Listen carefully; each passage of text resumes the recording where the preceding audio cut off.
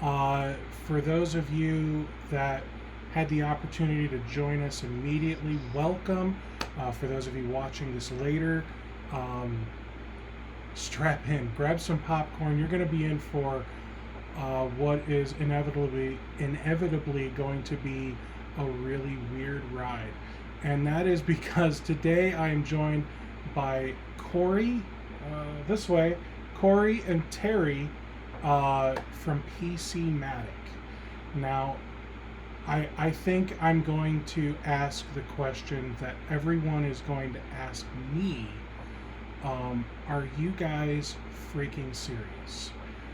And I think that's a fair question, because if we look at the history of PC-Matic, if we look at the 4, 5, 6 years ago version of PC-Matic, many MSPs considered you guys to be a joke.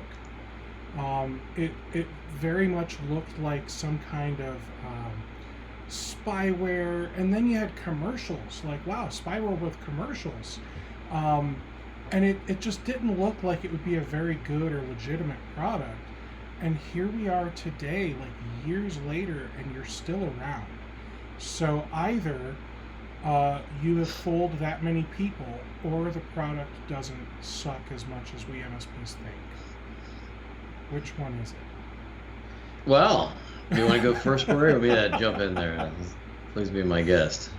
Let's set the stage this way, Steve. So Okay. it's just not 4 or 5 years, right? The company's been around for over 20. So we go back quite a ways, right? And if we use that as a jumping off point to understand where we came from, maybe it'll better help guide us to where we are today and the conversation about today. The company was started 20 plus years ago by a gentleman, Rob Chang, who was a senior vice president at Gateway. So if anybody in the audience ever had one of the first PCs shipped to them, a Holstein spotted box, right? We were part of that organization. Part of Rob's responsibility at Gateway was he oversaw sales, marketing, and global support. And that was back when it was Gateway and Dell, right? They were the two players. When Rob was leaving Gateway, he saw that revenue was headed one way, and support costs are going like this. So when he walked away with Gateway, his initial intent was, how do I create a community that allows people to do more troubleshooting on their own? Because at the time, those Windows PCs did not age well, right? They were just a headache, and that was the support issue, right? So Rob really set out to create this community of how do we enable people to better troubleshoot these issues on their own, and really developed a community around that still exists today. We still have a really healthy forum community that gets into anything from overclocking. We still have a really big community of overclockers, which I would have never guessed. But we also have a very healthy right. We also have a very healthy community, very vibrant community of people that exchange ideas about security and about dealing with viruses and malware as well. So it was really part of where we started from, and that still continues today. Again, building off of that, PC Pit Stop, which was the name of the company that PC-Matic was founded under originally, it had one of the first internet speed tests ever to exist. When I got my first cable modem installed at my home X number of years ago, the guy that came out and installed it ran a speed test off of our website, not even knowing that I was employed by the company. So I thought that was interesting, that again, here's a tool, here's a forum that people were just organically using to troubleshoot issues and overcome issues that they were having with their PCs. Over time, we continued to build out tools, making a lot of them very free, diagnostic tools for various tasks that eventually evolved into products that we took out into the consumer space. The consumer part of the business still represents 90+% of what we do. What we found was in building that consumer business is we had many consumers that were using our products in some cases to service friends' computers or families' computers, and using some of these tools to build their own businesses. That led us to building out an MSP platform, where today, if you take a look at the combination of MSPs and resellers on the B2B side, we're in that 400 to 500 range across the country that are actively using the product and reselling the product. So I think it's also important to note that we look at that PC-Matic also through the lens of contemporary sort of capabilities, not where it began. There was no sysinternals in Process Explorer, right? These were capabilities that were born before Windows decided to do it themselves and make those tools freely available, right? So when you look at the capability to tune a PC, well, why would you do that, right? That's the answer of today. But those capabilities didn't exist when PC Pitstop first started offering them to the public. You didn't have the capability to sort of self-diagnose what was going on with the Windows operating system and your RAM utilization and your CPU utilization. So these tools predated the capabilities that are now native to a Windows environment, but still enough people use them that they're part of our software. Anyway, continue on, Corey. I'll be happy to jump in later. So I think part of the misconception about who PC-Matic is, Steve, really grew out of the fact that there are a couple things that work here. One was the fact that we got into the optimization idea very early on. One of the first companies to develop that software and actually throw it out there into the market, for as Terry alluded to, for fine-tuning Windows PCs back when they needed serious tuning because they weren't aging well. I think over time what you saw was that space got really, really polluted with some really bad software and some really nefarious actors there. You got into the whole registry cleaning thing. Right about the same time paid search was taking off. You combine all those things and became that perfect storm of, we had a product that was taking hold, that space really got polluted, and unfortunately we got stuck into that bucket. Combine that with the fact that we decided to invest all of our marketing efforts into going on national TV, which you traditionally did not see with many software companies out there, especially security companies. And people didn't necessarily, like the ads in some cases. It kind of goes back to the Gateway days. One of the last ads I remember Gateway airing was our CEO was driving a semi with a Holstein cow in the passenger seat, and they were lip syncing Devo songs together. That sounds like a good time. Again, we kind of grew out of that mindset with some of our marketing, and people don't always appreciate it. So if you combine where we got stuck in terms of that bucket of registry cleaning and all the other junk, and combine that with the TV that not everybody necessarily appreciated the fact we were on national TV, I think that is where really a lot of the misconceptions came from. Gotcha. Yeah, I think, and to this day, our commercials can be rather polarizing, and not so much anymore. But it did build a rather lucrative company that is borne out over 20 years, and also, by the way, a Microsoft trusted business partner. At the end of the day, we operate in conjunction with Microsoft on their operating systems, and so I would say that yes. People either love or hate these commercials, and admittedly they are polarizing, but very few people don't have an opinion on it. It's a little like P.T. Barnum, right? I mean, in that respect, that any publicity is good publicity. The fact that people talk about PC-Matic, whether you love it or hate it brings that name brand recognition that otherwise may not be there. We don't have the 900-pound gorilla market share that other antiviruses do. But let's talk about the technology for just a bit. So who the hell am I, and why am I at PC-Matic? Corey has a long and distinguished career with the company. I'm the newcomer. I spent 27 years in the Army doing counterintelligence and cyber warfare operations. In the last 6 years, I spent at Dell SecureWorks running their global cyber threat analysis centers globally. That's redundant. And so I've been with PC-Matic for a few months now, and I'll tell you that if you looked at the technology and not the marketing aspects and not the perceptions thereof, what you have is a very, very strong whitelisting capability, or now we call it application allow listing, whatever the hell the PC term will be right now. But at the end of the day, it's a deny all permit by exception schema. When Rob Chang, and he's a brilliant guy in his own right, and a software developer, our CEO can write code, folks. Our CEO can get on a box and jam out code with the best of them. In fact, he started as a software developer. It's not many folks that can say that a multi-million-dollar company, their CEO and founder can still write modules on his own software. That's an impressive capability. But when he looked at the problem set of antivirus, and remember, this was 20 some odd years ago. I guess when he built out the global whitelisting, it was about 13 some odd years ago. It was very much a field full of blacklisting.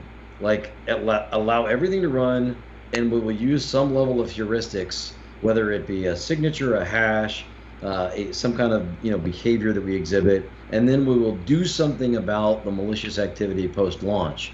Well, by definition, it's post-launch. The activity has already happened for you then to go do something about it. Rob said, well, that's kind of stupid. Why would I allow a malicious process to run to begin with? If it's not a known good, why are we letting a unknown or a potentially malicious file run? And so the global whitelisting that he created and continues to curate is really a well-defined data provenance and a well-defined curated list of software we know to be good. We know to be good by certificates, digital hash, reputational, prevalence in the market space, exploitability, etc. And this global whitelist is now what is applied at the endpoint. It is a much, much higher degree of security efficacy right out of the gate than any blacklisting solution. The allergic reaction that people get from whitelisting is twofold. One is, this is way too hard to implement a whitelisting solution. I'm going to block all my good stuff. It'll break me. It'll break my critical systems and functions. That was true when you tried to roll out Microsoft's whitelisting, back in 2006 or 2008. I know, I tried it in Afghanistan. And the fact of the matter is, there's no admin in a large or complex environment that understands the complexity down to the endpoint of their environment and what's all running, especially not in the Army. And if you tried to roll out a whitelist for all of the software that was out and running in that very, very diverse and disparate environment, you would inevitably break something. And everybody did. And so, whitelisting went the way of the dodo. It was too hard, great idea, way too hard to implement. The way that Rob did it in the environment was he built out that global list and then applied it, and then allowed for, with the click of a toggle, the ability to on or off additional pieces of software that may need. So, for example, if you built, let's use a bespoke set of software that was built by the Department of Defense or built by a large enterprise for monitoring, SCADA network. You name the very discrete bespoke type of software that might have been developed by a company for whatever reason. That would normally come up. There's no way that would be on a global whitelist, right? It would not have enough prevalence. It wouldn't have a digital recognized signature, certificate, etc. So what we would do in this case is simply allow the admin to click it as allowed. So is that problematic in the consumer space? Not to the degree that you would imagine. There's not a whole hell of a lot of consumers running bespoke software that wouldn't be on our global whitelist. They still have recourse, and our malware engineers update and curate our whitelist all day, every day. That's all they do. One of the other allergic reactions that we hear from folks that test, third-party test evaluation is like, oh, well, you block a lot. You block a lot of legitimate. The answer is no, we don't. We block a lot of stuff that hasn't gone through the diligence of getting your software digitally signed, having a prevalence in the market space, hash values that are well known or well understood. The reality is there's a lot of unknowns that get blocked, but that's exactly what it is. It's unknown until it's been vetted, verified, and triaged. It is a much higher degree of security efficacy than you get otherwise, and that's why Rob did it that way, because it wasn't about anything other than providing the highest level of security efficacy I could provide at the price point and convenience level of the consumer space. And remember, this was the wild, wild west when he started. And so he took the invert of everybody else. And so that's where the whitelisting started. And to this day, there are other companies that have toyed around with whitelisting, and there's a few that are coming out recently, because CMMC on the government side, DoD, is really pitching whitelisting. There's a NIST framework out there around whitelisting, and so it's becoming back into vogue based on the fact that it's really, really, really, really hard to keep up with the ever-growing list of bad crap that's out there. we take the opposite. If it's not a known good, it shouldn't run. Why would you invite a house party? You live in a really bad neighborhood. There's all kinds of people in your neighborhood. You open up your house to everybody, and you're just going to watch the living room hoping to spot the thief before he steals your jewelry or catch the pedophile before he's playing with your kids. We don't do that. You start with saying, I invite people in my home I know. Like I start with the premise that if I do not know it, it should not allow to be run on my computer, and that's the security level that PC-Matic starts with. All right, so interestingly enough, I see things happening in the chat, and like you said, no press is no bad press. So now I've got people hating on everything we're doing right now because you guys are, as we've already kind of discussed, a tool that MSPs consider a joke. And I'll be honest, I'm like one of those MSPs. I feel like PC-Matic is one of those tools that I would never give the time of day. I actually did try to give it the time of day, and it pretty much shredded the computer that I put it on. It was easier for me to just destroy that and spin up a new one. It was bad. So is that recently, Steve? Oh no, it was, like I said, probably 5 years ago is the last time that I gave you guys even a thought. So when you reached out to me a couple weeks ago and said, hey, let's do this, I was like, all right, let's see what happens, So sure. So I'm sure you guys have a lot of responses, but let me get through a few things first. Sure. So one person has said, he's heard good things from the commercial style products that you guys offer. He's not sold on the retail items, and it's hard for him to separate the brandings. And I almost feel the opposite. Like, I feel like the retail stuff, like, yeah, sure, go sell it to grandma, take her money, but I'll stick with, things that I know, like, and trust. On the commercial style or on the MSP side of this. You talk about blacklisting and whitelisting, like you almost make it sound like it's revolutionary, and maybe when you started doing it, it was, but today MSPs are really trusting and really using tools like ThreatLocker and AutoElevate, and I don't think any MSPs would ever consider saying the phrase PC-Matic is what I use for my whitelisting or blacklisting or for my security or for whatever. Just because that entire sentence, it just sounds like I'm going to get struck by lightning if I were to utter that sentence. So how do you guys get past that? Because, you can tell us all kinds of great, facts, and the CEO's a coder, and that's great. But how do you get past the fact that so many MSPs just don't trust anything when it comes to your brand? Well, I guess because we have several hundred MSPs that do. Go ahead, Corey. I didn't mean to cut you off. No, and that's where I was headed with it too. We have a really strong MSP community and MSP following right now that's growing, and I think the challenge, and to your point, Steve, is a lot of people don't understand how to separate the consumer brand from the commercial brand. Reality is the engine underneath both products is the same.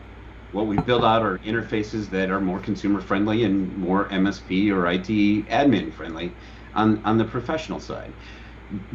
And one of the reasons Terry and I are here today is to engage in conversations with the MSP community about how our MSP partners are actually using the product currently and benefiting from it and growing as a result of it.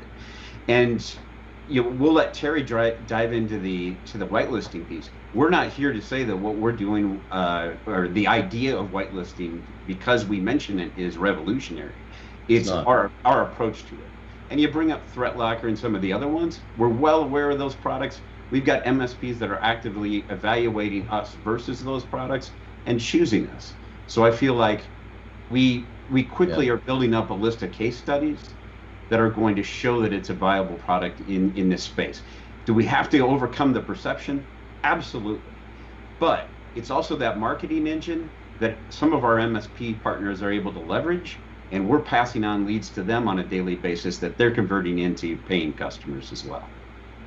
All right, so one of the guys talking all kinds of random crap on the comments, he did actually say a good point. And he said, all right, so you've got, several hundred MSPs, but there are more MSPs using WebRoot. And to be fair, I still think WebRoot is considered a viable product by MSPs. I feel like there's probably more MSPs using Norton than I feel like there are MSPs using PC-Matic.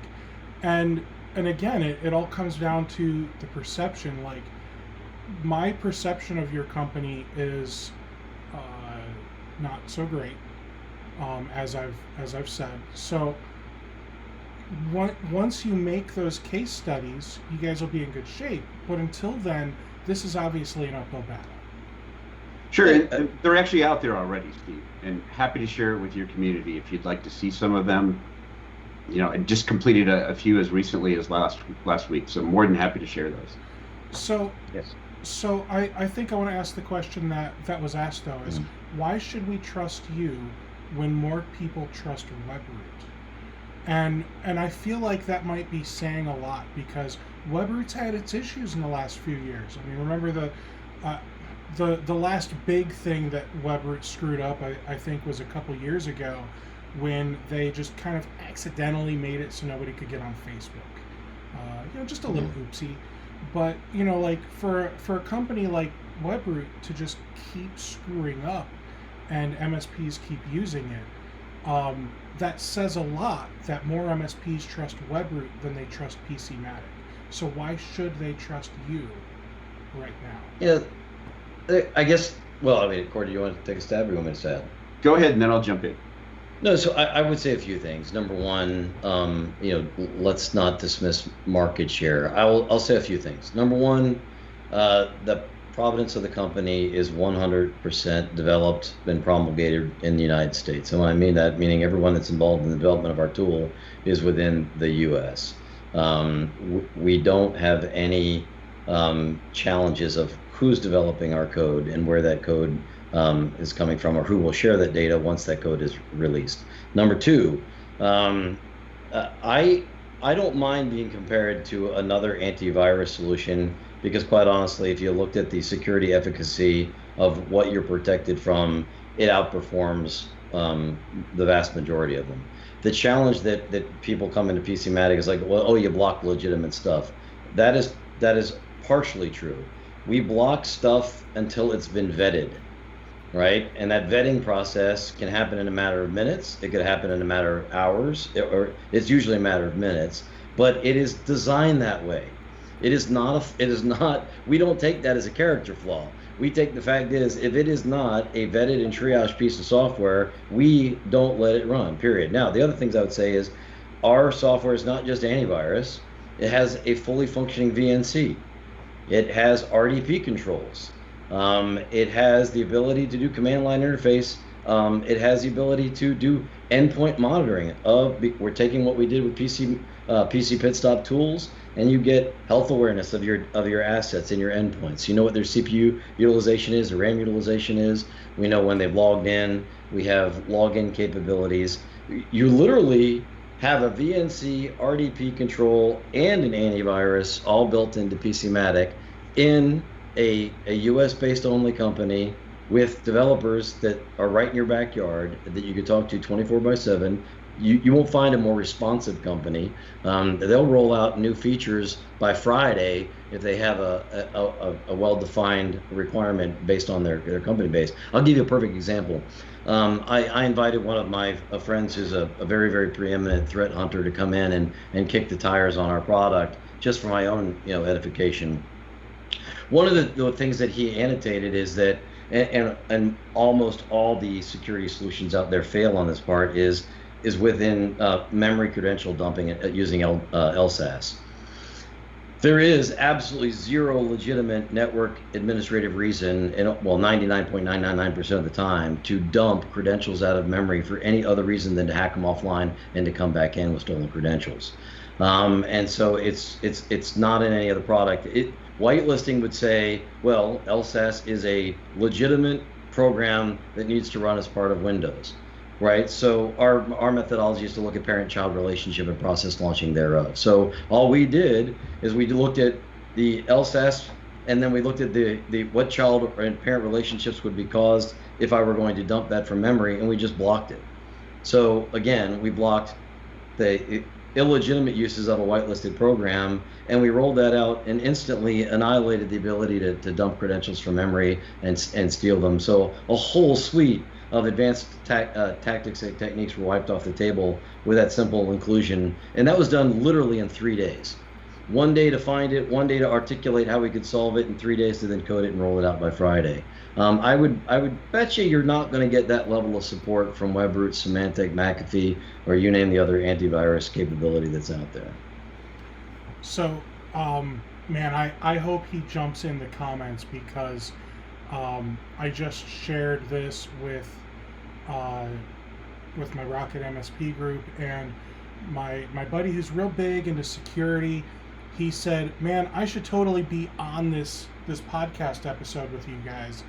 I have a client that uses PC-Matic on 4,700 endpoints. They replaced Sophos with it, and I'm not even kidding. And okay, so my Ancient Aliens crazy security buddy says that it's really not bad, or he's at least saying he knows a company that has replaced it. He hasn't actually said this is an awesome software. He's just said, I know a company that's replaced Sophos with this on 4,700 endpoints.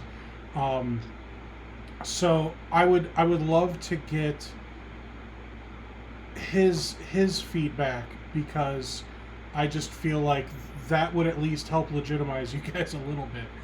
But all right, Steve, go ahead. If you don't mind, one of the points I wanted to make, and the audience member that was talking about the trust issue over Mm-hmm. Webroot. Why you guys versus Webroot? We're not fooling ourselves into believing, unless we have a rock solid product, MSPs will not use it. I mean, they can hate the marketing, they can hate the commercials, they can hate the history of the company, whatever. But unless the product is rock solid and does what it should, it will go nowhere with it. Mm-hmm. And we fully understand that, and we're fully committed to overcoming whatever perception issues there are, because the product is rock solid and it is doing what it's supposed to do. Unfortunately, I think some of the misconceptions have led people to install it not necessarily knowing what to expect out of the product, and it's been dismissed out of hand because they don't realize what the product's actually trying to accomplish. And that's been part of the evolution of the feedback that we receive, is as people actually install it and use it, the feedback is real. Those that just dismiss it without installing it and understanding what we're trying to do in real time with the protection, I think get a better appreciation for how it's useful. Yeah, I'll also add, this is, as an enterprise tool or an MSP tool, we have an onboarding team, folks. We don't suggest you wouldn't do this in any situation. You would be a moron if you did. If you just rolled out crap in your environment in a not tested, not thoroughly understood and planned way, we have an onboarding team for that reason. We don't want to disrupt legitimate operations that may arise for unvetted software. For example, work in the government side with bespoke software. You're not about to roll out something that could break critical infrastructure because it literally is discrete or bespoke for that environment, right? You have to have an onboarding that does that, and there's an onboarding person that walks you through and gets you up and running, that addresses those things. And if there needs to be modifications on the fly, those modifications are made. I would not recommend you just take a product, run it through your enterprise willy-nilly and go, oh shit, it broke something. No kidding, really? I wonder why that happened. Like, when would you do that? If you are a responsible security professional, you would never do that to your environment. Even patching, you roll out in a very, very deliberate way, and you test it before you just roll it out, not want to break everything in your environment. Hold on a second. I thought you just hit approve all and go about your day. Look, be my guest. You're absolutely guaranteed a higher degree of security level if you do that. Because if the enemy can't get in, or you can't get out, the enemy can't get in, right? So Yeah, yeah. All right. So for the people that have joined and maybe they were late, Terry, what's your background again? Yeah, so I spent 27 years in the Army, 10 of which were working counterintelligence and cyber warfare operations. So I worked for NetCom, Army Cyber Command, and the NSA.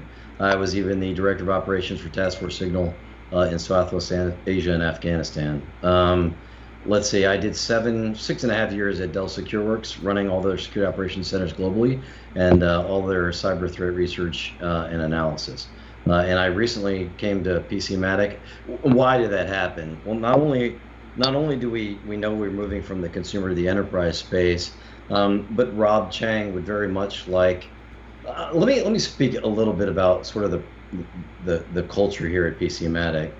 At the end of the day, Rob really can't stand the fact that we have school systems and municipalities that continue to get shellacked by e-crime. Like the most basic e-crime and commoditized malware out there. His own kid's school got shellacked with ransomware, and it really triggered, him as an American citizen and a guy who spent his life in security. It pissed him off, and he's like, "We can solve this. We absolutely can solve this." And so he went about very deliberately of like, how do I then craft this for municipalities, K-12, K through 12, and can we bring this to the government? Writ large, and do it at a price point that makes it a no-brainer, which we did, right? I mean, at the end of the day, Rob wants to solve the problem, and not all problems, but in commoditized malware, particularly in ransomware, the barrier to solving this problem is fairly low. I mean, it's the same stuff over and over and over again, and it's lack of security awareness, architecture, and basic configuration issues. RDP is like the second largest factor of ransomware to this day. And so he included that in the software. So why do I say all that? Because at the end of the day, what I was compelled to come to PC-Matic for was this desire to help protect our citizenry. Not global conquering, but why should we have municipalities, and why should we have school districts, and why should we have disenfranchised agencies getting shellacked by commoditized e-crime and criminals just because it's easy? And so he really, really wanted to attack that space. And so I came on board as the president of PC-Matic Federal to try to take these tools and make them enterprise tools and put them in the segment that services the municipalities and the federal government writ large. Okay, so who's trolling, he says. Most of you, that's who. So I want to go backwards because I see... if I scroll for days, I will see some questions that I thought were worth asking. Why does the host sound worse than the guest? Oh, because I'm using the wrong mic. That'd be why. I bet I sound really good now.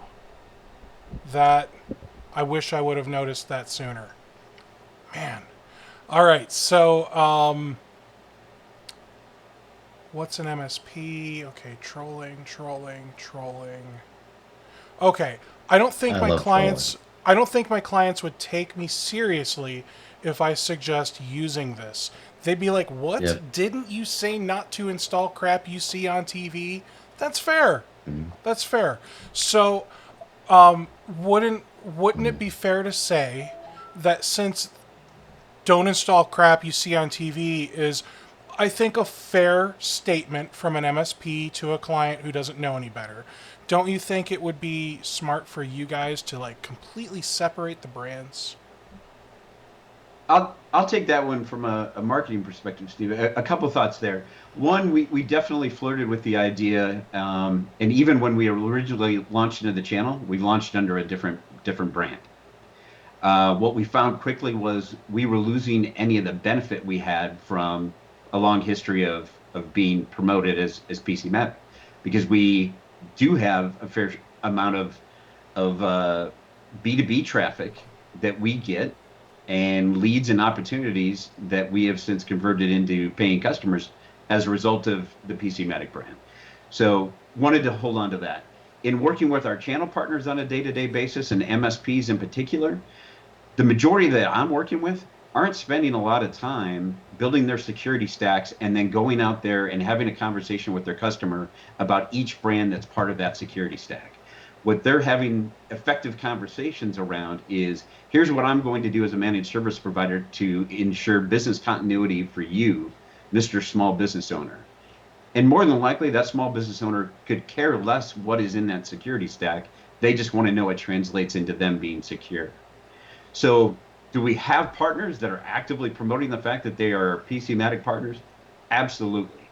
Do we have others that are just simply leveraging the technology as part of a greater stack? That happens as well. Okay. So, okay. Now, I still don't feel like that really answers the TV portion of that. I think your statement's fair, and I think a lot of MSPs that are at what I'll call like the forefront of running an MSP correctly, and I know that the guy's trolling. I can guess which one is which, and I know that they, for the most part, are actually doing it all right.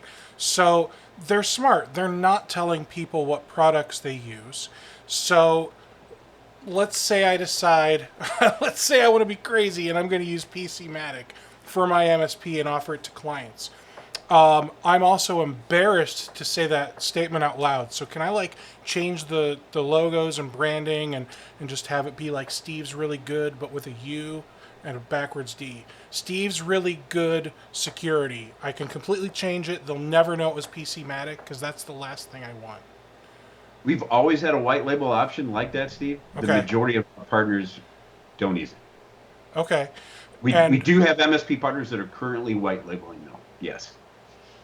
All right. So I can white label it. So the little icon in the tray, it'll be whatever I want it to be. And when they open it up, the title will not say PC-Matic. It won't have any PC-Matic logos, nothing. It'll all just say Steve's Really Good with a U. Security platform. Okay, so that's good. That with a U, that's good. That we have the opportunity to provide people with a security solution that, if we do some testing and diligence, and we determine PC-Matic is the right solution, that lets us kind of get past that hurdle of, oh great, now I have to sell this to my clients, because that's the last thing I want to deal with, you know? Can I pick on this a little bit? Sure. And so, look, I speak, at least I was speaking every year at RSA or Gartner. I actually am stunned every time I walk around the RSA floor, because literally I've never seen a community that is so effectively monetized the failure of the very customer base they're selling to. In fact, there shouldn't be a cyber problem with all of the point solutions that are out there and all of the marketecture that exists. If people are making the decision of what to put in their security stack based on marketing slicks, they're morons. And this is why we have more and more popping up and more failures. There's people literally spending hundreds of thousands, millions of dollars on solutions in their global enterprises, and they get breached. There's no wonder there's a 24-month turnaround of CISOs in the world today. And I would say marketing is part of the problem. Literally, we're having an argument or a trolling session over, you don't like the fact that Rob has corny commercials. At the end of the day, that doesn't speak to the security efficacy of the tool. And if we're buying things strictly on marketing, then the solutioning people and the security professionals are part of that problem. I would say if you want a true evaluation, do a proof of concept, do a toe-to-toe evaluation, actually evaluate the product and the environment and the instance in which you intend to use it, and see if at the price point and the capabilities that are offered provides you a level of value that you can extend then to your customers. And I bet you'll have a different opinion on the thing of just because you don't like corny commercials. At the end of the day, marketecture is dangerous. And marketing slicks can cause you to buy a lot of crap that don't live up to the expectation, but now you've made a really, really expensive mistake and you're ripping out and replacing a lot of stuff that you've paid a lot of money for. I've seen it in enterprise, I've seen it with MSPs. So I would say that, look, the real way to get around the trolling and the fact that the marketing doesn't work or should be separate, is to say, let's do a proof of concept with you, kick the tires, let's have a real security conversation based on what you don't like about the product, and then we can have a more substantive conversation.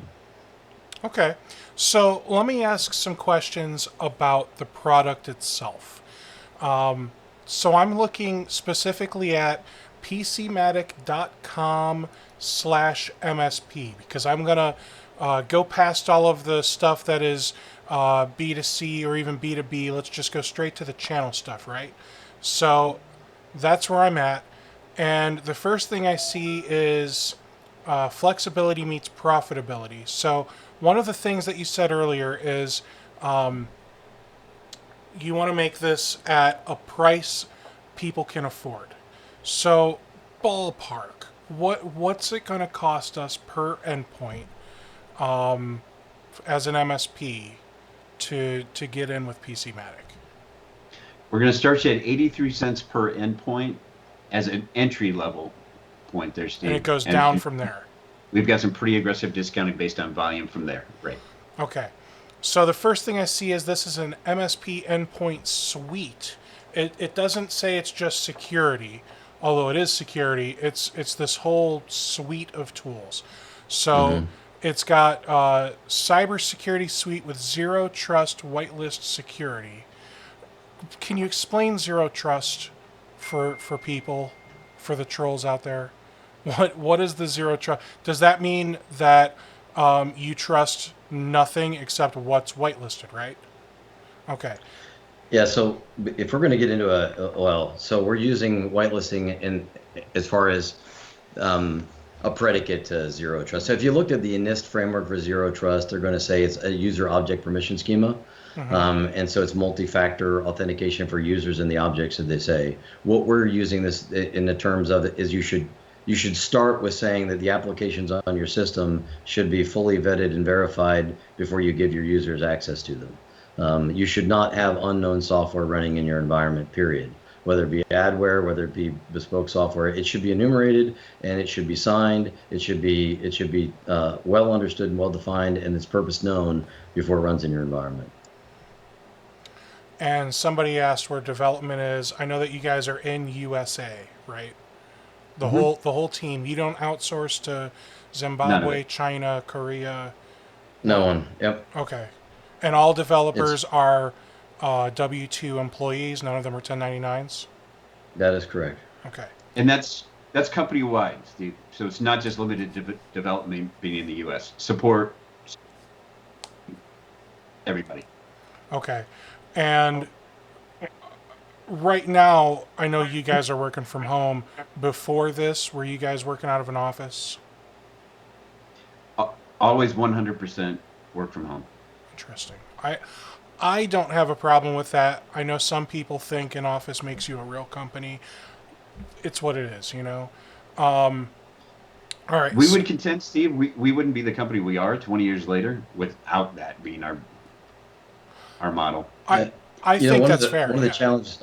One of the challenges I had, I ran all of the global operations centers for Dell SecureWorks, and I will tell you, one of the problems that you get, not only the gross overhead that comes with facilities. Now, there's legitimate reasons to do that for FFIEC compliance, et cetera. You can still answer all the mail with those with the proper auditing and proper controls that you could with a physical location. But I will tell you, convincing people to move to Chicago, or Atlanta or Boston, those are you're not. Look, at the end of the day, you're now restricted to the geolocation of that security operations center, and you've got to compel people to move there. In a remote environment, our developers work from home wherever the hell they're at, and their productivity is higher. They have a better work-life balance, and this has been Rob's mode before virtual workforces were even a thing. Okay, cool. So you guys have always been 100% work from home for the last 20 years. So even in 2000, Y2K, you guys were working from home, and you were what, like putting everything on a zip drive and mailing it back and forth? What on earth did you do back in 2000? I don't know that it was zip drives back then, but you know what? I think I still have a few disks laying around and a drive itself somewhere. Oh my gosh. From the gateway days. So. All right, so I'm going to look deeper at the endpoint suite. So now I clicked on the endpoint suite button, and I got to say, I see your website has a .asp suffix. So it's not WordPress. Like, what on earth is this website built on, guys? Like, everyone uses WordPress. What are you doing? Like the code is ours from the one up. There is not a piece of this software that has not been built organically by the development team. Now, yeah, there are certain pieces that we leverage in the AWS infrastructure. No, I'm talking And about the website itself. yeah, yeah. Well, so I'm saying the website is integral to our back end, right? So our data and the way that whitelisting is provisioned through our portal. And well, I mean, this the commercial website that you're seeing for purchasing is sort of the shopping cart, but it's all part of the same infrastructure. At the end of the day, our portal is integrated into the. It's truly SaaS. It's always been SaaS. It's been a software as an application from the get-go to include the portal. Okay. So I see raising the bar in centralized IT security and endpoint management. So I see whitelist security, malicious script blocking, comprehensive RDP controls, and remote administration. So when I see remote administration, like, are you trying to replace our RMM tool as well? Like, You am I able to do could. scripting and all that with this tool? Yep. You have a command. You have full command line interface access to the system files and folders. We use a fully functioning VNC that we built. You could place an RMM if you wanted to. In fact, several of our MSPs don't use an RMM because they have the VNC capabilities of our endpoint suite. But what about creating tickets and um, detecting other issues other than security, and then uh, developing remediation scripts that automatically fix that type of stuff? So I can tell you, Steve, right now the roadmap has ConnectWise, Datto, and Kaseya integration on it. Okay. We have a legacy integration with LabTech that's still around. Can I But the can I tell you, immediate, a lot of yeah, people please. are really upset with ConnectWise right now. I would put them Oh lower yeah, on the list, maybe. oh yeah, yeah. Datto. I would add Synchro to the list, hmm and then Kaseya, and then Terra, and then Log Me In, and then ConnectWise. That might be.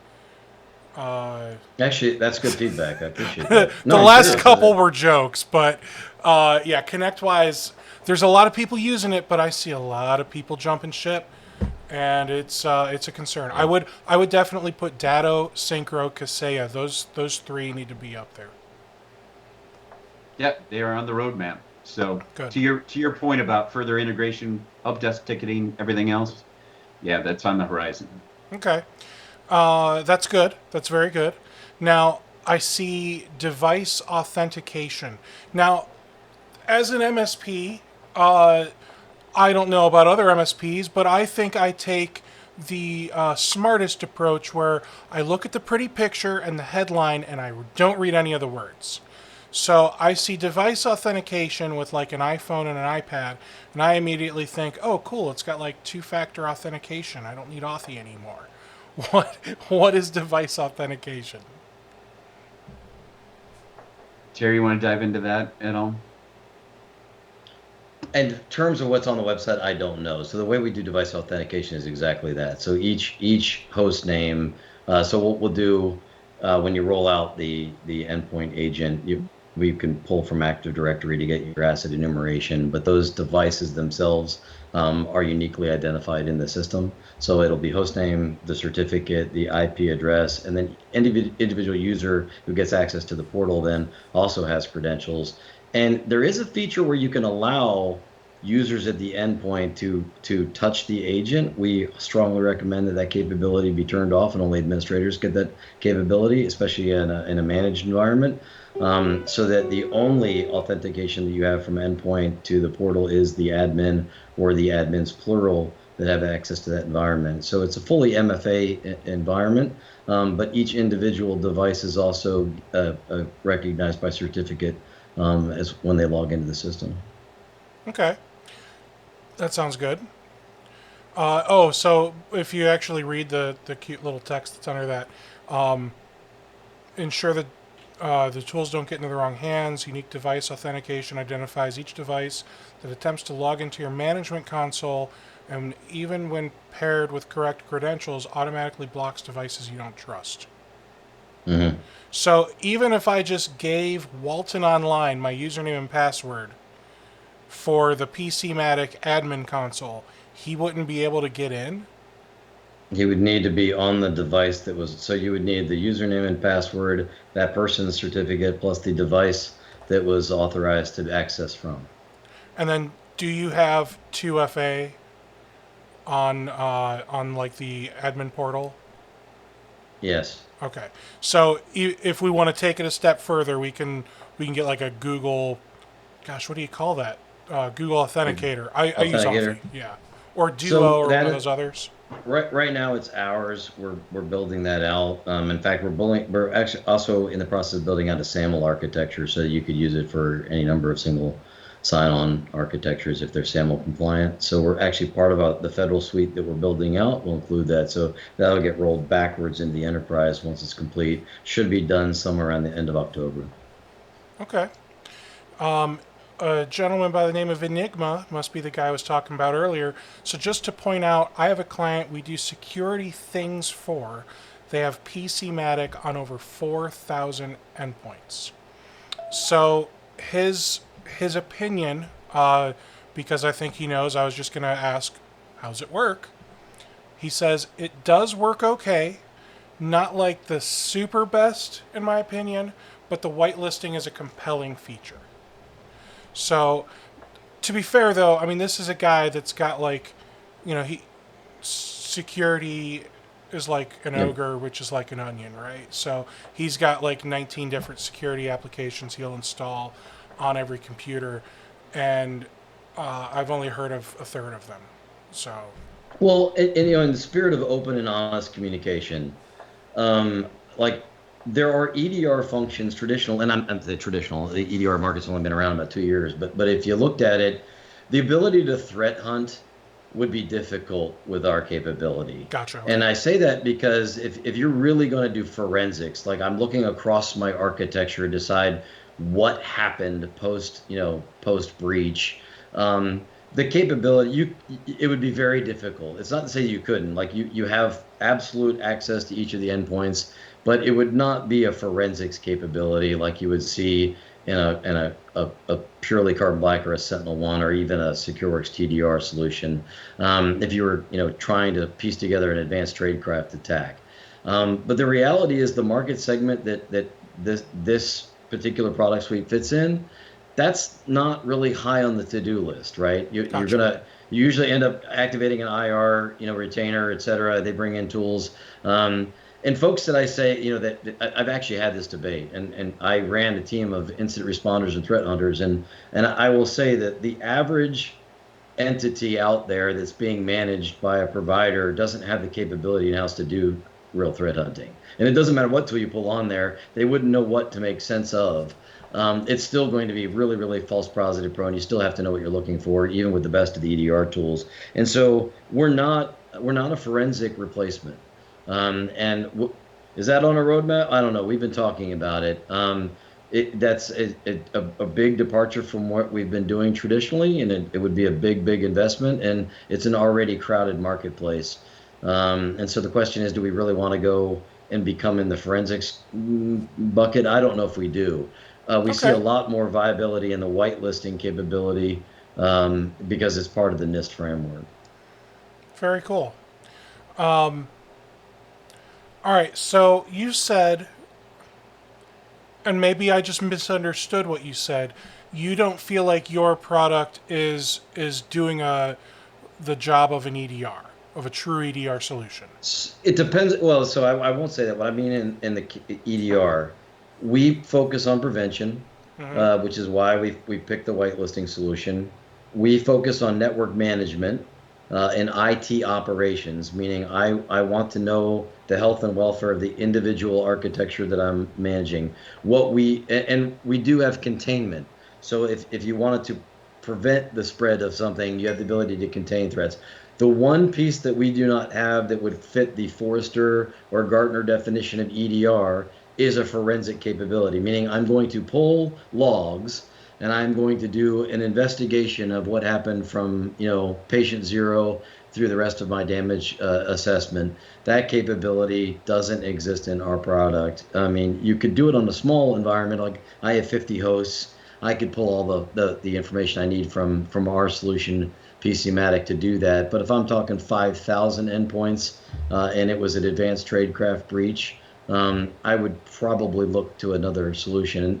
So I want to be clear. I'm not saying that, and oh, by the way, an EDR would not be a fair replacement for what we do either. Sure. If you're strictly relying on a TDR again, solution security's for prevention. onions. So I think we Exactly. can agree on that. I think we can agree on that. So, and the only reason I asked for clarification is because when I look at the ransomware lifeline page on your site, it does say EDR tools. So it has some capabilities. It's just not the same as using like SentinelOne with a SIM and being able to do all the fancy stuff you can do there. But at that point, this isn't the type of software that you're going to deploy as a SOC, as a security operations center. You're deploying this as an MSP. If you need to run a SOC, then you need completely different specs. Correct? Well, we're not a log retention tool, right? So at the end of the day, if you're going to do true, end-to-end forensics, you're going to need a lot of log data and a lot of log storage in some mechanism. PC-Matic doesn't provide log storage. No. We're a prevention tool. We're a containment tool. We're not an investigative tool. So if your goal is to provide, incident response, like I said, for a small network, you could certainly accomplish it with our tool. But if you're going to do this across a 5, 10, 100,000 endpoint environment, you're probably going to want a tool that does that specifically, right? And so I'm framing us for what we are, and being full, honest, and transparent. At the end of the day, we are a great capability for MSPs to provide IT operations and security for their environment. Okay. Well, that's good. And now, does your product, does PC-Matic, link up with a SIM product or a log retention product? Yeah, so it will produce a syslog. Perfect. In fact, one of our security partners, SideGent, they provide a zero trust environment for data as well as a network advanced sensor, and we're fully interoperable with those tools with a log sharing scheme. So we trigger each other's environment. And that's available as well. I'm sorry, Corey, you were going to say something. No, Steve, I was just going to clarify, and I think you're probably on the landing pages now. So the endpoint suite is obviously what we lead with, but we do have the options to break that apart. So as an MSP partner, you would have the option, as an example, just to simply deploy and manage the security piece without any of the other features of the endpoint suite itself. So there are options other than just taking the whole thing. All right. Yep. So the buddy with 4,000 plus endpoints, he's just kept going in the comments. He said SentinelOne is awesome to do threat hunts with, but you're right that like 90% of the firms running SentinelOne have no idea how to properly hunt. He said that containment plus basic signatures plus whitelisting equals really not horrible. Now, that probably doesn't sound very nice, but coming from him, that's like one of the nicest things he could say about your company. Well, really not horrible. Look, I like SentinelOne. I'm not bad-mouthing our company. SentinelOne is a good product. I'm not going to bad-mouth them. They have a purpose. But if you're not wanting to spend $100,000 to provide the things that your friend just said, look, it's a value proposition, right? Mm-hmm. If you have an unlimited budget, be my guest. Go buy 9 separate tools, half of which are duplicative. Be my guest. But if you're looking at where you fit in the cyber threat landscape, and you have to be honest about where you sit, who you do business with, what you represent a value to adversaries, the vast majority of the folks that are in the sound of our voices are in the commoditized e-crime network. They are victims because they operate on the internet, and there's commoditized malware that can be easily procured by anyone with the desire to commit crime. If you're looking to protect for the vast majority of those threats that represent commoditized e-crime, well, then we're offering a solution that provides you a very, very high degree, I've said it again, security efficacy for a very low price point. Can you pay more? You absolutely can. But I'm saying for the threat landscape that you operate in, for the levels of prevention you get, and for the IT operation capabilities you can avail yourself to, I would venture to say you're going to be hard pressed to find dollar to dollar value for where PC-Matic stands in that environment. And again, we have millions of people under endpoints on the consumer side. We have thousands of enterprise customers. And we have some very large municipalities under our management as well. So it's not as if we are, I understand that there is a correlation sometimes between the marketing. And I just want to clarify right now, I'm not like saying, oh, because it's PC, like I'm past that, okay? So I'm past the name recognition piece. I do want to say that Enigma did say that he can confirm that they get the logs in their SIM platform. Enigma, what's your SIM platform that you guys use? I know there's a few out there. I think you might even use a few. What's the one that you're using for this? I should specify. And then he did also say, if you want my unglossed opinion, PC-Matic suffers from a brand problem, not a capabilities problem. And they are huge proponents of evaluation of client risk profile. Excellent. Well, so I agree with your friend. I think Enigma's got excellent points, which is why Corey and I are actually spending a lot of time doing these. So you'll notice if you've listened to our webinars, it's actually raising the tenor of the debate quite a bit. We've had OT IT convergence discussions. We've had zero trust, and NIST framework discussions. We are doing our best to sort of add a different veneer to what would historically been the consumer product. Look, at the end of the day, we're not going to apologize for those commercials. They made a multi-million dollar company. It's been around 20 years. That's true. And they're fun. They're fun to kick in the teeth. But Mr. Pillow still sells a lot of friggin' pillows, and the mattress factory still sells a lot of mattresses, right? Mm-hmm. So yes, they can be rather polarizing, and we admit that. And are we trying to raise the tenor of the debate to have a more serious sort of capability discussion? Yes. In fact, that's why we're here, Steve. We're actually wanting to, we wanted to have this discussion and have this sort of back and forth because we wanted a chance to state our case, because everything you said is true. We do know that there is a connotation difference between our enterprise tools and what we have branded in the consumer space. That's good. It's not good that it's happening, but it's good that you guys are aware. It's good that you guys are working to correct it. I hope, based on everything we've talked about so far, you guys are still good to chat for longer, right? Yeah. Because I've got more. Okay. I hope that so far I can tell that you guys actually know what you're talking about when it comes to security. I know enough to be dangerous these days because I've been doing these webinars for so long. I haven't really stayed in the security game to know all of the NIST specifications or what NIST even stands for or anything. I like to make jokes and I like to make myself look dumber than I really am. But to be completely honest, I am not as up to date on some of this stuff as I would really like to be. Now, just scrolling back a lot still, because that's how far back I am. Someone asked,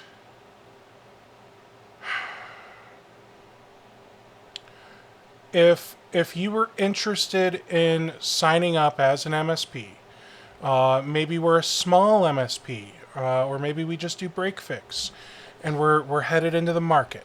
Is there like a minimum number of clients required to sign up? No minimum at all, Steve. So I could sign up right now on your website as an MSP, give you 83 cents, and deploy it to one device. You got it. Yep. Better yet, we'll start you with the trial so you're not paying us the 83 cents. Okay. And just get your hands on the product, beat it up, give us feedback. No minimums. Hey, okay. and we believe that product improvement starts in the complaint box, right? I mean, sure. At the end of the day, getting kicked in the teeth makes a better product, right? So when we hear stuff is problematic, we go fix it. It is kind of cool to have your developers, no kidding, right here in the same time zones as the continental U.S. We pick up the phone, talk to anybody, anytime, and you can have something knocked out by 5 p.m. It is a very, very responsive company. That is really cool. Another comment I got here is from Randy. Randy said, "You have piqued oldergeeks.com's interest. We admit to not giving PC-Matic a second thought because we assumed it was Rogue AV. We'd love to test it, maybe do a review. Fair warning, Deanna is brutal." And they also said they're browsing the site, and it has very tempting prices. But I mean, McDonald's has very tempting prices. It doesn't mean that's where I'm going to get the best burger. So don't. I just want to caution people: don't look at PC-Matic and assume that it's going to be the best because it's the most affordable. But also don't assume that it's going to be the worst because it's the most affordable. I think that's a fair. It's funny. I have a really good friend of mine who's the senior vice president of customer success at Cisco, and we've had this discussion a lot. It's value, and the perception of value has a lot to do with the expectations you set going in, right? So the reason that Starbucks charges ungodly amounts for terrible coffee is the environment, right? It's this gitchy place that you can go and just sit down and have a hot cup of coffee. The coffee's terrible in my opinion, but it's just my opinion. People are paying $7, $8, $9 a cup of coffee for the environment that Starbucks has created, and people like the experience of Starbucks. Hey, I like it. I don't even like coffee. Yeah, I love going to Starbucks. Yeah. Exactly, and McDonald's sells a McLatte, and they have a McEspresso, and they have all this kind of stuff. But you don't go to McDonald's for the experience of a Starbucks. But the coffee's a lot cheaper. In fact, in my opinion, it tastes a lot better. But it's the expectation that the branding is set when you go in. What we're saying is that, look, we are going to give you a price point that provides the tools that you need to provide security and management of the environments that you're servicing. It's not frills, it's not sexy, it is very intuitive, and it's done at a price point to make sense and make it attractive for MSSPs, so you can be profitable as well. We're not saying we're Starbucks, and we don't want to be Starbucks. At the end of the day, we want to be a really solid alternative to spending a ton of money to get you the same outcome. They want to be McDonald's, guys. What? Hey, McDonald's is $1 billion company, multi-billion-dollar company. Yeah. Hey, Steve, the other thing I was going to point out, and we talked about the case studies, and again, happy to share those. Mm-hmm. I think one of the things the case studies will illustrate pretty well is that the reseller partners and the MSP partners we have that are truly benefiting not only from what we consider a very solid product, obviously, is they're benefiting from attaching to our marketing engine. I mean, we're getting calls on a daily basis from IT admins, from executives of small, medium-sized, on up to enterprise-level corporations. We're getting calls from school board presidents, you name it, that are coming directly to us as a result of this national TV campaign. We vet all of those opportunities and then try to marry them to a reseller, or in some cases an MSP partner. So we've got a team that recognizes when it goes beyond just simply selling a license and recognizing opportunities for managed services. And that's where our MSP partners really stand to benefit. Is we then match that up regionally, or if somebody's got national coverage, we can connect them to national leads.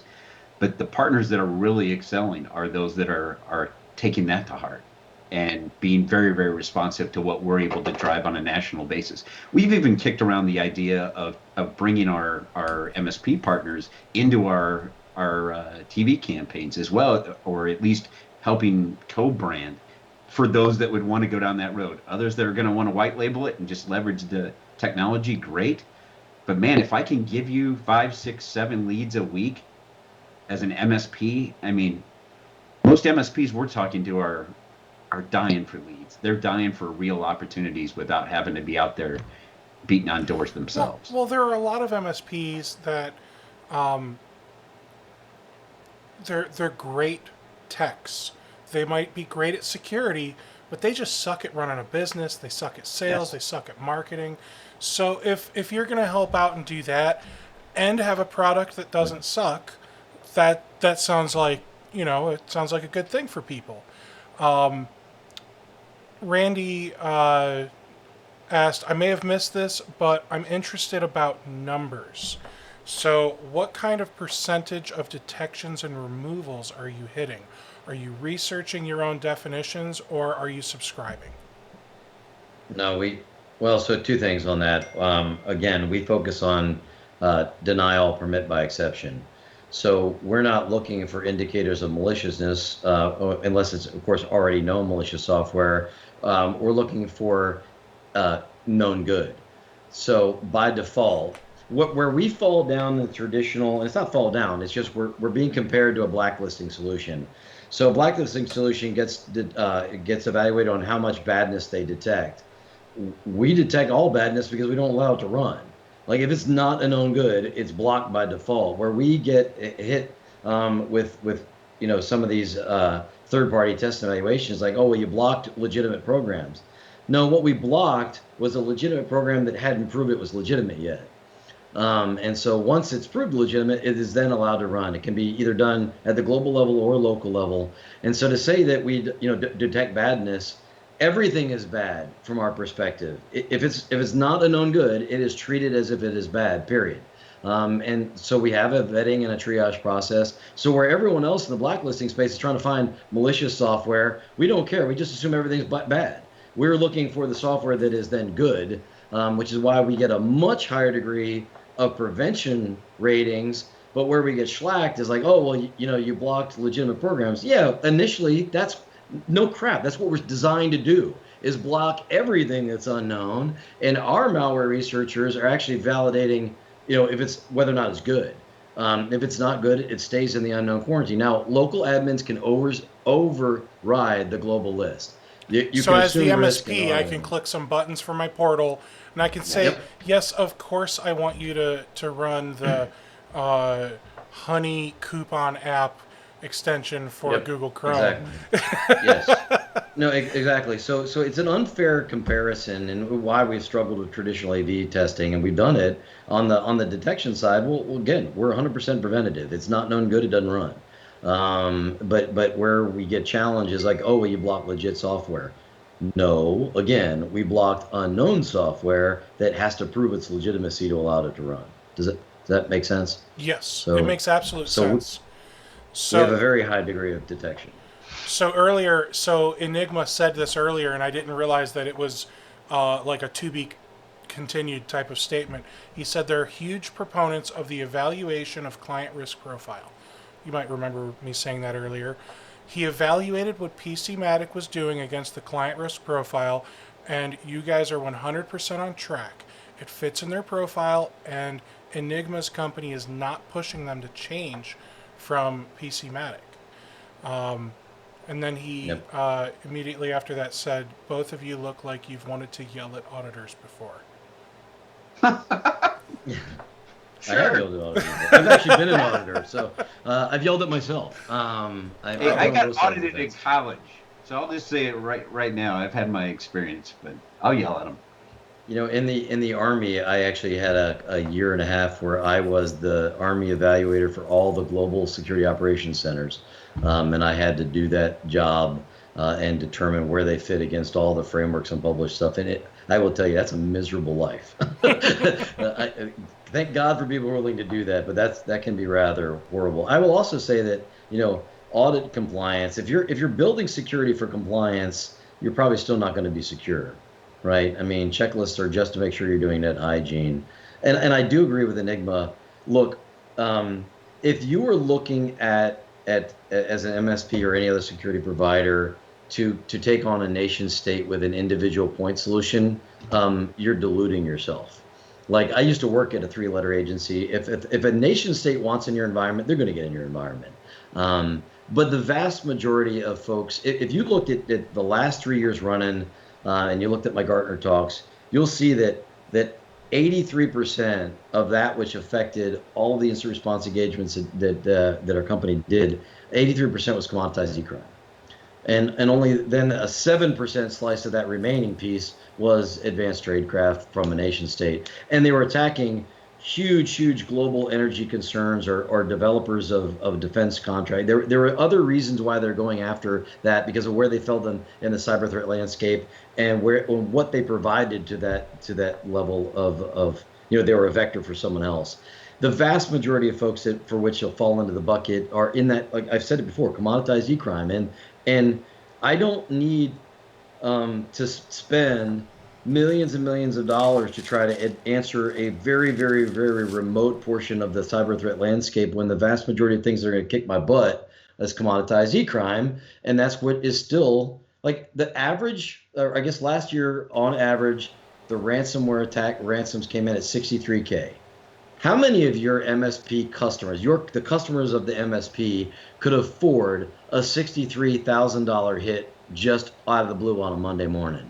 That's not including the remediation. That's not including recovery. They're gonna go out of business, and that's if it's a small end of the ransomware, because they still have to remediate it and pay for all of those costs. At the end of the day, we're big on prevention in the commoditized e-space because that's what's kicking everybody's butt, and that's where we focused. Is it sexy to talk about advanced tradecraft? Sure. Like I said, I used to work at 3-letter agencies, but that's not what's kicking our ass. What's kicking our butts, is the commoditized e-crime. It may have started as advanced tradecraft, but it certainly has rolled down to where it's promulgated and freely available on the web for just rental fees. So with that said, I still say that I agree with Enigma. For the cyber threat landscape in which your customers are fitting, for the vast majority of things that they're going to be attacked by, we provide a really high degree of security for a very low price point to get you at an efficacy level that makes sense and reduces business risk to an acceptable level. Okay. Man, that was a diatribe. I apologize. No, that's fine. I'm enjoying this conversation, truly. So I've got a bunch of comments I want to hit before I get to one that you'll actually want to comment on. Enigma wants to point out that his client said one of their favorite things about PC-Matic. What do you think it is? The commercials. The support. Ease of use. The tech support. Man. So yeah. that's assuring. Which to cover that, Steve, is no added cost at all. We've got dedicated support for our MSP partners and for our professional customers as well. That is completely separate from the consumer side of the house. Same with onboarding. That's right. Very reassuring for me because now I feel like if I have to call in and ask you guys to help me do something for one of my clients, you're not going to first ask me, did you try turning it off and back on? Right. So that's good. The next comment is someone wants to give you guys credit for sitting there and taking the hits. I think I would have said some nasty things by now. Enigma wanted to extend the burger metaphor. McDonald's may not have the best burger, but it's cheap. It fills you up, doesn't taste horrible, and can be delivered quickly. There's value in that. And speaking of value, PC-Matic is probably 700% cheaper than more common solutions. So I think that's... And again, if you don't want to be associated with the marketing, and again, like I said, I'm going back to the P.T. Barnum. The fact is, it can be white labeled. Like if that really is, and we're all in business, right? Mm-hmm. No one wants to stay. If you believe that's a barrier to entry for the services that you provide, then don't let it become. Like for a small additional fee, we whitelist, right? White label. So you get all the added benefits and you get some anonymity in your tool set. So if that's really a hang up for you, we have an answer to that. But again, Corey's right. For as many people that hate those commercials, there's a lot of people who love those commercials, right? Sure. So, and for the guys who said, one guy said, not to mention that anyone coming in to try and take your client away from you would definitely use PC-Matic as proof that they need to replace you if it's not white labeled. And then someone replied, it would have to be white labeled and done in such a way where it could not be tracked back to PC-Matic whatsoever. Their reputation is just as not there, and those constant commercials are not helping things. So, based on all of that, your white label branding really does allow us to make it so nobody would have any idea unless they were an expert in what the interface looked like, other than the branding part. They would have no idea it's PC-Matic just by looking at the software we've white labeled and installed. Correct. Yep. All right. So let's see. Deny default can be powerful. I think we all agree with that. And then I don't know where Enigma was replying to this. He said, yes, please run pdq deploy.exe. But we're so far away from context, I don't know if that was what was happening, if that one... Well, okay, so are you familiar with pdq deploy? I can't say that I am, but okay. I can Google it real quickly. So I guess my reasoning is that one that you think your developers have whitelisted, because pdq deploy is a software deployment tool that basically helps you automate third-party software patch management. It's kind of like Ninite and Chocolatey. It's just different. Chocolatey, is that one whitelisted? I don't know, man. It's literally millions of lines long. Is there somewhere I can go to see the whitelist? No, it's our proprietary whitelist. I mean, that's what makes us valuable, is a curated global whitelist over last 20 years. What I'll tell you is the answer to that is, if it's a legitimate piece of software you need running, number one, we'll attack it right up front, our onboarding, and number two, if you should want to add it later, literally. Our whitelist is updated all the time. Okay. It's either a ticket, you proactively requesting it, or you can just add it on the local terminal as an admin. Boom, it's local. Gotcha. We're not going to add it to our global whitelist unless it meets several criteria. That criteria has to be a legitimate signed certificate. It has to have reputational analysis done. It has to have prevalence in the market. It has to, I forget, there's like 8 criteria that we follow to put something on the global whitelist. Lots of stuff can be on a local whitelist without ever being added to the global whitelist if it's unique to you. If it's discrete to your environment and unique to your environment, it can absolutely be added by any admin, and it's literally a toggle. It is literally a toggle button that enables it in that environment. And if you're an MSP, you can toggle it to whatever sub-entity it adds. So you have it at group level, at MSP level, or at endpoint level, you can toggle where you want that to be applied. So it's very granular as to where that whitelist gets applied and how it gets applied. So Enigma said that, if anything, this tool should be compared to ThreatLocker more than like WebRoot. And I think that's also very fair, because both of them are whitelisting applications. Randy said...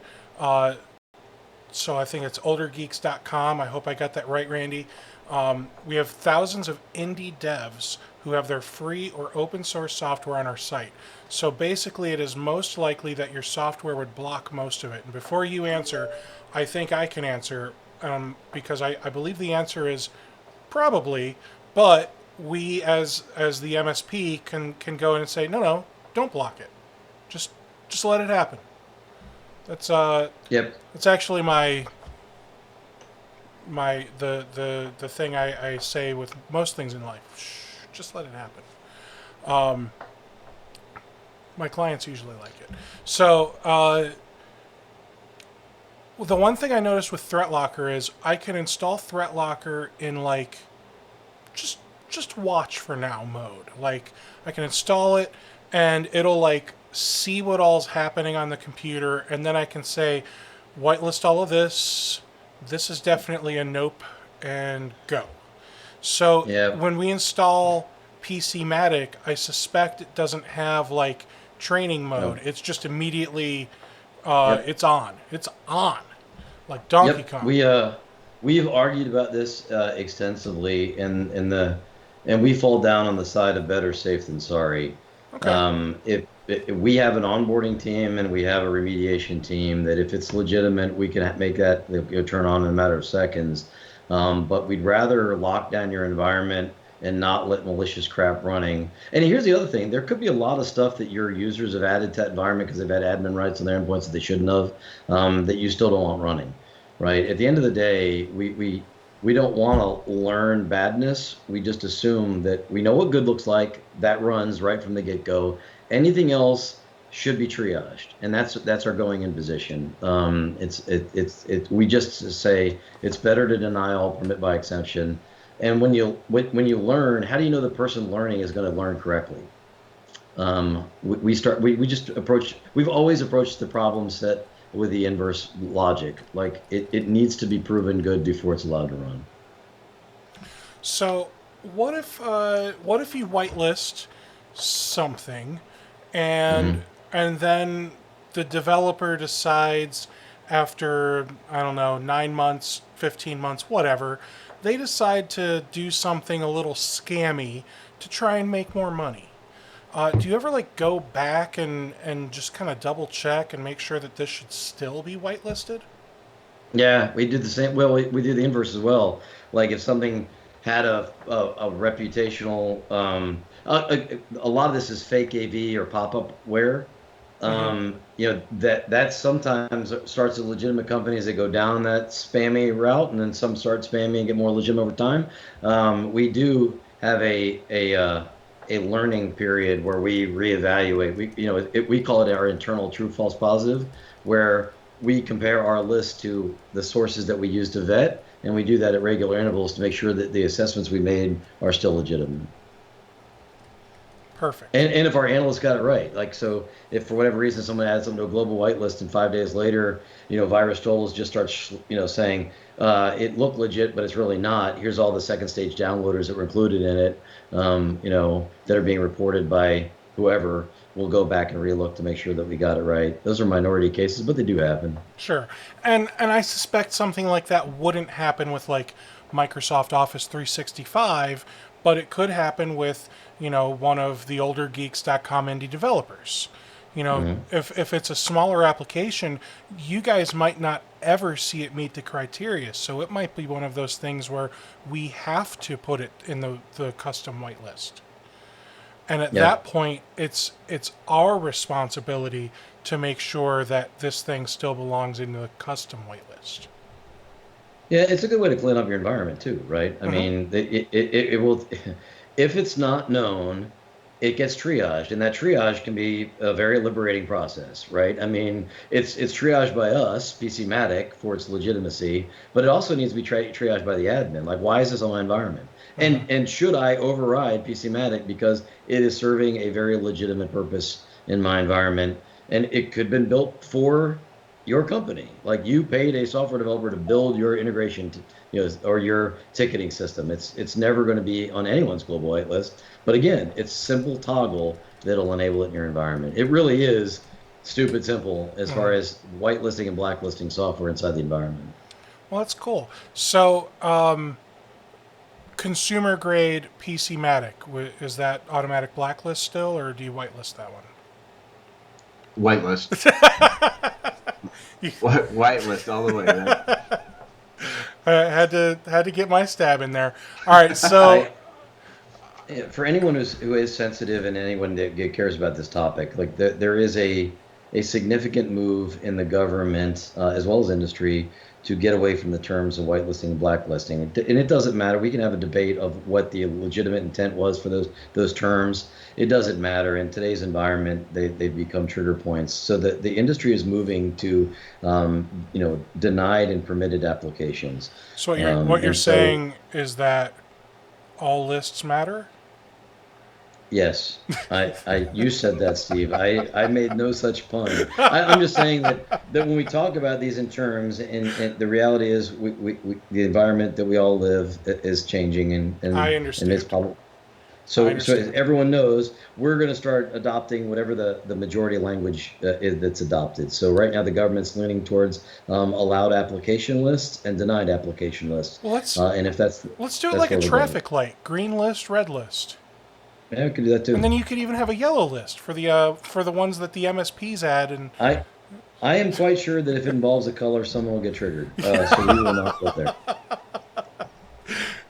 I just realized one of those colors will trigger a certain people. At the end of the day, I'm just pointing that out because I do want to be sensitive to the fact that it is the environment we live in right now, and we do need to be sensitive to people's particular needs and desires, and to be as open and as least confrontational as possible to the security community, because it is a diverse group, and we don't want to be on the wrong side of history on this one. So we're just going to go with allowed application lists and denied application lists, which is why we say we haven't changed it in our literature yet, but we will shortly when everyone sort of solidifies around a best business practice term.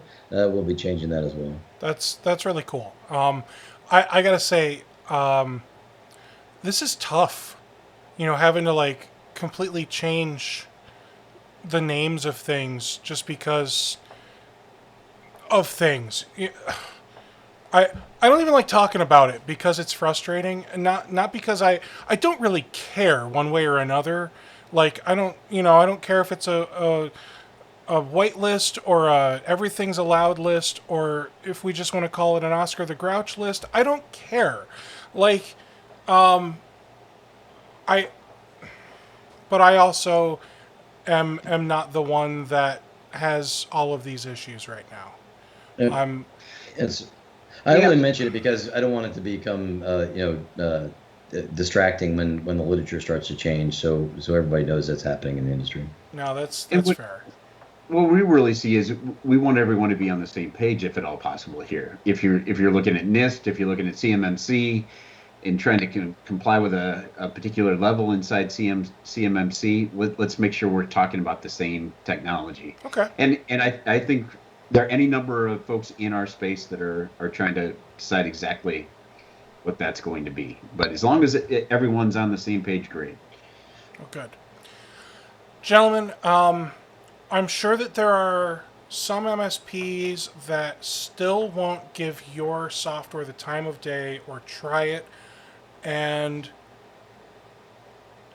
I almost feel sorry for them, only because they should at least, as an MSP, looking out for their clients, be looking to see, is this going to check off the boxes for what I'm trying to do for my clients? I think that is a fair question to ask about your software. If they don't like it because you have silly commercials, that's a silly reason not to like something. If they don't like it because it doesn't check off all the boxes, then so be it. It doesn't check off all the boxes. And if it's truly because it doesn't do a good job, then I think it's fair of them to say, I didn't like it, the product sucks, here's what it didn't do well, and whatever, right? I think that's fair. But I think right now, people give you guys a really hard time, me included, because of the perception of your business branding. Perception's reality, right? So eventually, Chrisfield Computer said Steve has tried it all. Steve has literally tried almost every IT MSP product known, sometimes more than once. So seriously, I think this is worth trying. I think I might even try it. Especially, I'll probably wait until you have that, synchro thing worked out, because I'm still going pretty hard at synchro. I'm really enjoying that product. It's an RMM and a PSA all in one, so that's why I'm liking that one. I'm all about less is more these days. So if I can accomplish the same thing and have, one bill instead of two, I'll do that. But yeah, really, for those of you that are MSPs and take what you do for your clients seriously, give PC-Matic a try. Randy, if you're interested in doing some type of review of PC-Matic, how should Randy get in touch? Or do you want to get in touch with Randy by going to oldergeeks.com? We can do either, but what I would suggest to anybody in the audience, Steve, is they can go to PCMatic.com/MSP. That'll give you the option to request a trial, request pricing, any number of action items. Or they can email us at partners, plural, at PCMatic.com, and that'll get directly to my team, and then we can engage. Perfect. So partners. Yep. At PC, and is it -Matic? Nope. No, PC-Matic, all one word. All one made up word. PC-Matic. Perfect. So partners at PCMatic.com. Let's see here. I will also offer, we'll be happy to give a product demo too. Like if That's someone okay. wants a guided tour before they determine if they want to even go down the POC road, they just want to, sort of see what it is, what it looks like, what are the capabilities. We'll be happy to give that demo to anyone in the audience. Do you want to share your screen and give us a little tour real quick now? Are you able to? I would, I would rather our sales engineering team do that. Okay. I can give you a quick overview if you like, but I'm afraid I'll jack it up and my sales engineering team will be pissed. I don't know, Sure. Corey, you want me to show them the product or you want to just have them call individually? What I'd recommend is we'll schedule a demo for anybody at any point, or Steve, if you want to have us back at some point where we do a live walkthrough of the platform, happy to schedule that at any time. All right. Yeah. Let's do, because I don't want to do you guys a disservice, so I'm not gonna twist your arm, because if you're just not the right guy, Terry, then you're not the right guy. So I would not be opposed to having you back on, Corey. Bring like a sales engineer, bring the Sure. CEO. I don't care who you bring, as long as they can show off the product and speak intelligently about it. That way we can all see how it works, and then nobody feels like they have to get sucked into your sales funnel. Because I know some MSPs are still a Yeah, little yeah, that's sensitive to fair. that, especially when it's from PC-Matic. Uh, all right, so Enigma said, I'd put it like this: for 700% cheaper, it might be worth seeing if it can cover your needs. Yep. That's awesome. Yeah, and I am not like, with as much as I know about threat hunting, I'm not going to be the guy to demo the product. And so it would be unfair to you and our company if Terry McGraw got up here on the fly and decided I wanted to try to run you through a demo. That's So fair. Someone else said he plans on testing it at some point to see how it looks and works for 2020 versus how it looked and worked back in, you know 2015-ish. And he probably isn't going to remember every single thing about it, but it's either gonna, bring back all the horrible nightmares he had, or it's just gonna feel completely fresh and new and won't hurt at all. So and again, we believe in product improvement by complaints. If there's legitimate things that you say, look, I won't even consider you unless the following exists. We'd like to know that, right? If enough people say that, then that could be the next product feature we add. If it's just I hate the color scheme or we can't stand your commercials, that's great. Everyone's entitled to their opinion. But if you say, look, this product, I'll give it a go if the following are met. Those kind of requirements will be happy to entertain. excellent. And Enigma said to me privately, I should bring you back for a walkthrough. It's really not a terrible product, really, truly, especially if they can show off the white labeling feature. I'd say showing off Yep. the white labeling, showing off just how the whitelisting feature works. It's hard. Like if you can have the sales engineer show off some like threat hunting and all that stuff, like that'd be great. But I don't know if MSPs care about that first and foremost, like they should. I think they're going to care first. Uh, how is it going to make me look? So whitelisting. How does it work to get around? So that would be just the interface, and does the interface suck?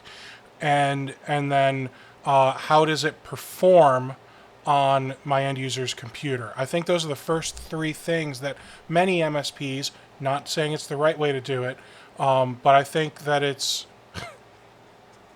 I'm sorry, a comment. I'll never refer to it as the ShamWow of AV. I think that unfortunately a lot of MSPs care more about those three things over how does it perform.